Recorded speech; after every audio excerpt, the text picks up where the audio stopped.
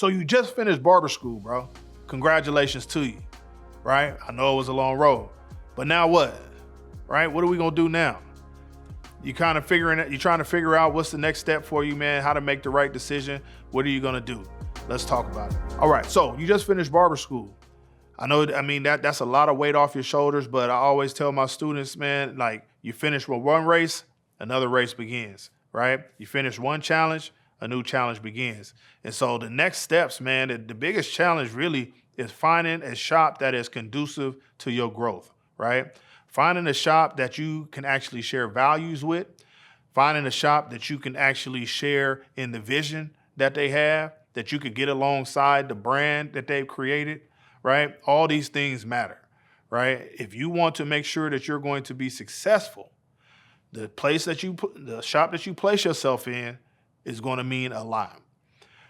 The barbers that you surround yourself with are going to mean a lot. The shop owner, right? The type of shop owner that you decide to work with is going to make a big difference, right? You want to make sure that you have somebody that's going to support your career, that's going to encourage your growth, and that they are not just a landlord, so to speak, right? You don't want somebody that just wants to rent you a chair and let you figure it out. Not coming out the gate. If you can actually, choose between the two, you want somebody that's going to actually support you as you enter into the craft. Okay. Now this may take a little bit of time to find that right spot, but I'm gonna tell you, it's definitely worth the time. Okay. Don't rush, and you should be figuring this out actually while you're in school. Don't wait till you actually finish your program and go get your certification. Now you're starting to look for shops to go into. You should actually be doing this probably like halfway through your program, at least the last quarter of your program. Go visit some shops, right? Sit in on some Saturdays or a busy day so you can see how things function. Even go in on a lighter day so you can see how things function then too. You really want to get a full, spectrum as much as you can, right, of how this shop actually works, right? You can go in there for one day for an hour, but that's just one day for an hour, right? You really want to be able to sit in there and see what the traffic looks like, how the clients and the barbers interact with each other. And is the owner there? Does the owner work there? Do you see how they function, right? Or are they an owner that is separate from the shop, right? That makes a difference, okay? Other things you should be thinking about. You finish school, and what's next? Quick break, guys. So if you're a new barber or even a barber that's been in the game for a while and you're feeling like you're a little stuck, you're feeling like there's another level that you want to attain. So I'll be talking about the 5 mistakes that barbers make when it comes to scaling their business. So click the link in the description below so you can sign up, and I look forward to seeing you guys there. Let's get back to the content. You should be having a goal, right? You should have a goal for what you want to do for this first 12 months of your career, right? And even further than that, let's break down the first 30 days of your career. You should have a plan for that, right? What do you want to accomplish in that first 30 days? Right? And that they may vary for each individual barber, but you should sit down and figure out so you can have some expectations set on yourself, right? What is that first 30 days going to look like? What is the first 90 days going to look like? What is the first 6 months going to look like? Take some time to sit down and write out some goals for yourself so you have something to actually shoot for, right? Some things to expect though. Coming fresh out of barber school, don't expect the clients that you cut at school to be the clients that you cut when you get to the shop. From my experience, you're probably going to have about 10%, if that, of the clients that you cut in school to actually follow you to the shop, okay? You got to remember, I remember when I was in school anyway, we were charging $5 a haircut, right? And so when I went to the barbershop and became a professional and we were charging $15, this is a long time ago, right? People didn't want to triple what they was paying, right? They were coming to the school because they was getting a good service at a low price, right? So you can very well expect, I don't know what they charge. I know what we charge at our barber school. We charge $15 for a haircut now. And in the shops it's $45. That's still 3 times the amount, right?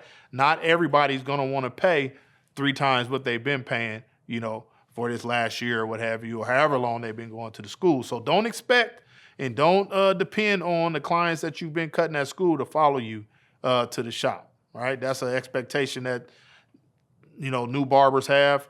You can forget about it, right? Expect some slow days, when you go into the shop. It's not going to always be busy when you first get into the game. And don't let nobody fool you into thinking that, right? Oh, you're going to come in, you're going to be fully booked, you're going to be... Yeah, there's some sleazy owners out there that'll tell you that story to get you into the shop. But realize there's going to be some days when it's not so busy, but you have to keep yourself busy. Whether that's going and getting some mannequin heads so you can continue to practice your craft when nobody's in your chair, or you can get online and do some marketing, do some studying, whatever you need to do to keep yourself busy when the chair is not popping, right? So always stay busy doing something, but if it's not busy with cutting a client, make sure you keep your time valuable, okay? Other things to expect. Depending on the shop you go to, you might find out that it's a lot of people less cleanly. Depending on, okay, so another thing you might want to expect. Depending on the shop you choose, you might find out that people are not as clean as you thought they were, right? Hopefully, while you were in school, you were taught proper infection control, disinfecting and sanitation, right? You will be surprised, unfortunately, how some professionals conduct themselves on a regular basis, or should I say in real life. Don't succumb to the bad habits, of barbers that have actually fallen to these bad habits. Again, set a standard for yourself, right? Have some values for yourself and some expectations for yourself when it comes to caring for your clients, and maintain that.